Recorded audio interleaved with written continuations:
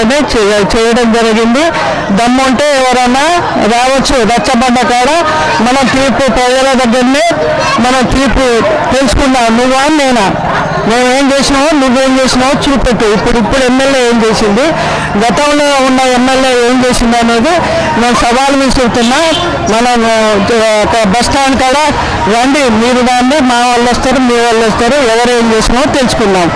అన్నీ అక్కడ రేవంత్ రెడ్డి ఎట్లా మోసం చేసి ప్రజలను ఎట్లా మధ్య పెడతాడో ఇక్కడున్న ఎమ్మెల్యే కూడా దాన్ని చేసిన పనులను నేను రిబ్బన్ కట్ చేసిన, నేను స్విచ్ ఆన్ చేసిన, నా పీరియడ్లో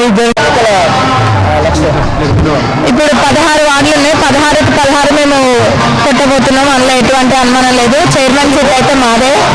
ఇంకా ఎదుటోళ్ళు పగటి కలర్ అంటూ ఉంటారు, అట్లా కననియండి, తప్పేం లేదు. కానీ ఈసారి చైర్మన్ సీట్ మాది.